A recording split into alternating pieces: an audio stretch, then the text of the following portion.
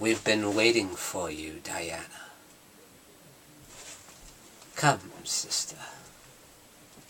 We don't need Charles.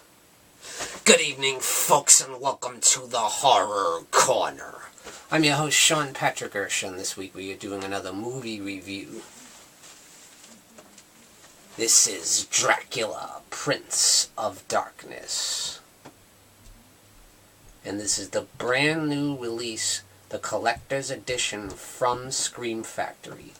Absolutely awesome release. You got that beautiful cover there, and then you got the inset cover, which is the original movie poster there. Pretty cool.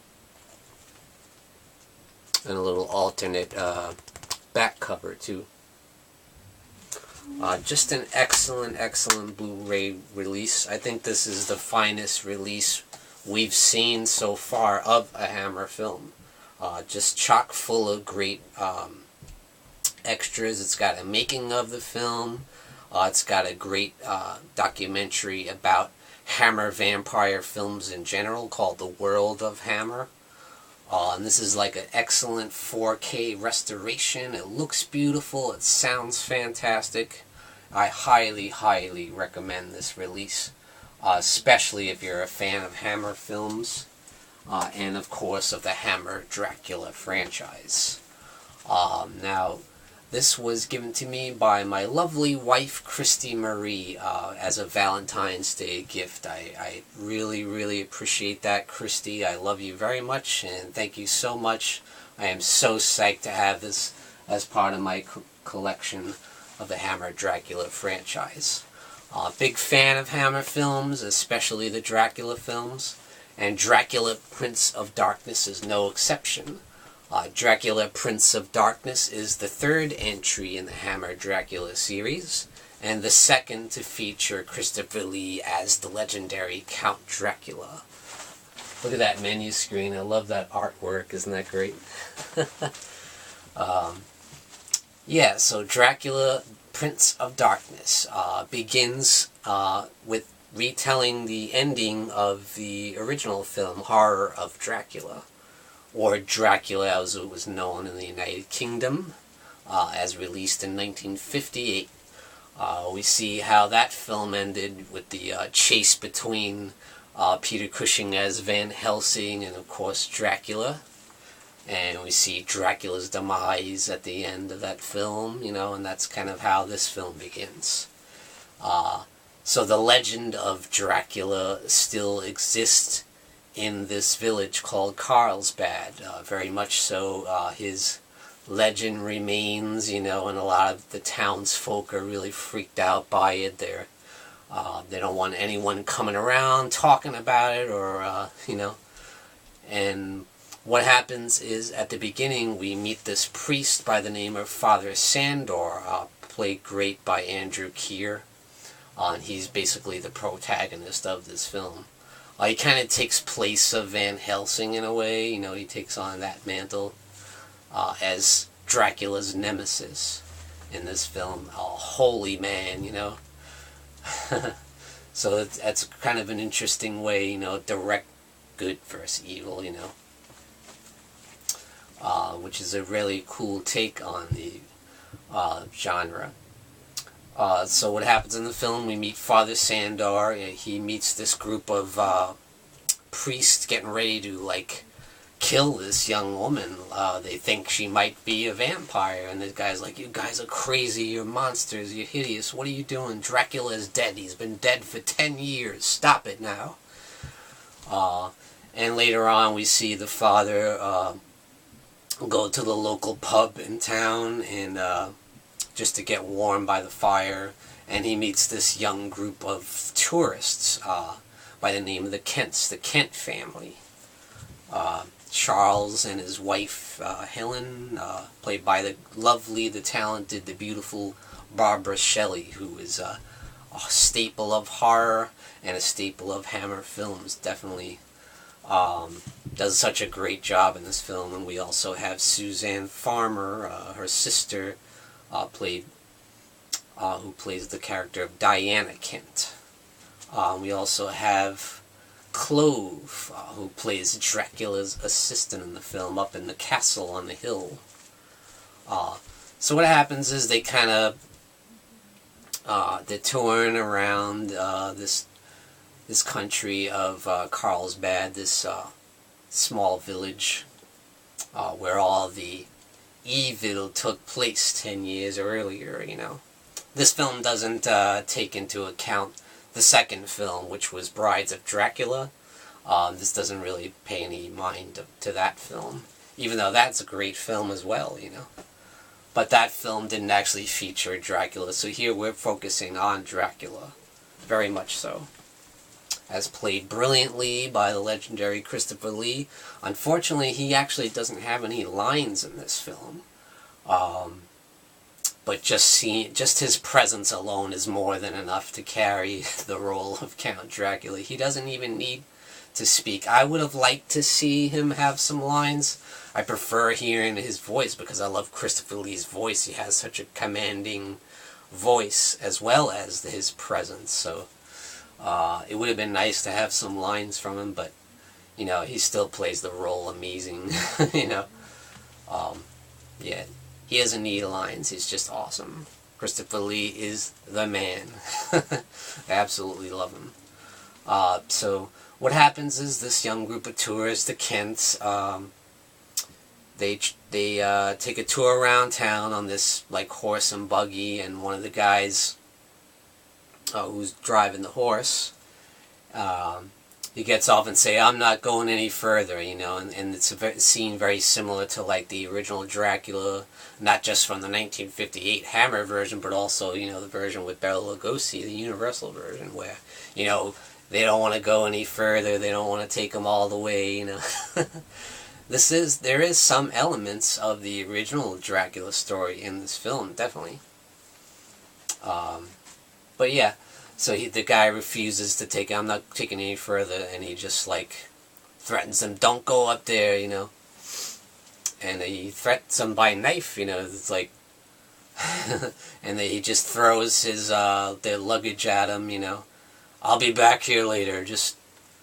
I'm not going any further. You do whatever you want." So what happens is they look behind them and they see the castle up on the hill in the distance, and they're like, "Wow, what's that all about? We should check that out. Maybe we have a place to stay for the evening, There's nothing around here." So they trek up to the hills and up to the castle. Count Dracula's castle, the castle where evil dwells. His memory still remains. And his servant is still there, Clove, as played by Philip Latham in the film. We also see Clove later on in the franchise in Scars of Dracula. He's played by a different actor in that film, but still a similar type character. He's Dracula's main man, his man-at-arms, his servant. So Clove is there to greet the guests, and he's very hospitable, he's very kind and well-mannered and soft-spoken, and he serves them well. He sets a nice table and shows them to their rooms, and yeah, little do they know he's got evil intentions, because Clove has the idea to bring Dracula back, to conjure him back up.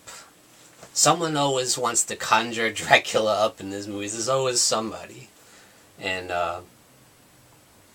what happens is Clove is very tricky, he lures people in to sucker them and knock them out, and then he takes this one guy, knocks him out, drags him to Dracula's coffin. There's nothing in the coffin but ash, because Dracula died. There was nothing there but ash, and he's had his remains sit in the coffin with his cape and his ring and all that. So Clove kills the guy, slits his throat.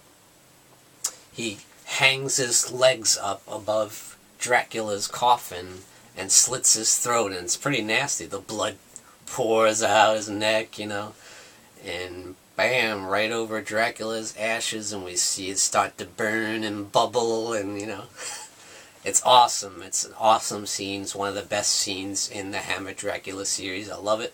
It's definitely the best resurrection of Dracula in the series, I would say. So bam, it's awesome, like the makeup job, and I love the gradual progression of the makeup, you know. Really cool, really cool. I love the effects on that as well. Awesome scene. The funny thing about this film is it's got the best Dracula resurrection, but also the worst Dracula death, in my opinion.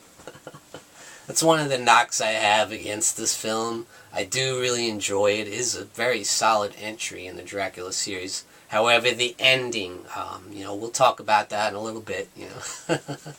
That's one of my big negatives of the film. But overall, the look of the film is amazing.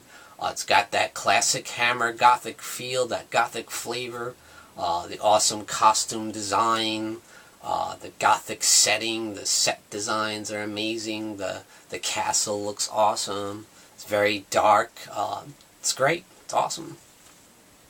And the performances are very solid, especially Barbara Shelley. I feel like she steals the show in this movie. All the other actors are quite competent, and Christopher Lee, of course, is great, but I feel like Barbara Shelley owns this movie. She's great, very, very charismatic. She plays the damsel in distress great, but at the same time, once she falls under the spell of Dracula, she becomes Dracula's first victim upon his return. And once she gets seduced by the power of the vampire known as Count Dracula, she becomes very seductive herself, and she tries to seduce her sister into, you know, doing her bidding and joining her and being one of the brides of Dracula. So yeah, what happens is slowly the other Kents try and they start finding out something weird's going on, but they're very naive at the beginning, and that's one of the things that's kind of annoying in the film, is these people are very naive. They're kind of blind to what's going on in the castle, you know. They don't want to believe that there's anything sinister going on, no matter what the villagers tell them about the legends of Dracula and what happened and what went on. And they don't pay attention to Father Sandor's warnings. They're just like stupid, kind of, you know. Like I said, it's a competent cast. It's very well acted, but it's kind of funny they're so naive. Even Barbara Shelley's character, even though she does a great job at the beginning, she's very naive, and she actually does try and warn her husband, though, Charles, and, you know, let's get out of here. I have a weird feeling it's really scary in here. She's the only one, like, sensible one, actually, now that I think about it. She tries to warn them. She wants them to get out of there, you know, but nobody wants to listen to her. She's just, oh, nothing's wrong. Don't be afraid. Don't be afraid of the dark. But yeah, Dracula is back. He's at his best. He's menacing as hell, of course. He's played so well by Christopher Lee. At his best and at his most menacing, probably, in this film. And there's one great scene when he tries to seduce Suzan Farmer's character, Diana. You know, he just goes like this, you know, and lures her in, and she creeps slowly towards him, you know, and that seductive look in his eyes, and he rips open his shirt, and he cuts himself in the chest, and he brings her towards him to suck the blood off his chest. So, like, it's very erotic, and it's very sexual, but it's a great scene. I love it. One of the best scenes in the franchise. So yeah, overall, it's a very solid entry in the franchise, but, you know, once the Father Sandor and Charles catch up with Dracula towards the end there, when they have that final battle with him, it's like outside in the snow and the ice, and he is where I have a big problem with this film. The demise of Dracula in this film is very weak, you know, and I feel it's the weakest in the franchise. What happens is, they're like, oh, one of his weaknesses is clear running water, so there's water beneath the ice. If we expose the ice, we'll kill Dracula. So the ice starts to crack while he's fighting Charles, while Dracula is fighting Charles. And they're like, and then they shoot the ice with a shotgun, so there's more holes in the ice, and before you know it, Dracula's caught on one big chunk of ice, and he steps on it, and the ice comes up, and he falls down into the water, and that's it. Dracula's gone, dead, just from clear running water. The king of all vampires is dead from clear running water from the ice below. It's like, you gotta be kidding me. Come on. Come on! Christopher Lee, the menacing Christopher Lee as the deadly Count Dracula. That's how he goes out. Oh, it's brutal. But other than that, I really like this film. It's very enjoyable. It's got some awesome score, by the way, and it has a lot of that score from the original film, Horror of Dracula, which is great. I was so happy to see that return, because that's an awesome score. That dun, dun, dun, dun, dun, dun. It's awesome. I love it. It's so classic. It's such classic horror score, and I love it. I actually have that on my iTunes, and I listen to that all the time. Yeah, I got problems. I listen to Hammer Dracula on my iPod. But at any rate, as far as the release of the film on Blu-ray by Scream Factory, I give it 100%. It's absolutely excellent. It's the best release I've seen so far of a Hammer film. It's an absolute must for Hammer fans. And you definitely need this as part of your Hammer Dracula franchise series. Dracula, Prince of Darkness. And that's it, guys, for my review of Dracula, Prince of Darkness from the legendary Hammer films. And thank you for joining me, Sean Patrick Erschen, in the Horror Corner. Tune in and stay scared.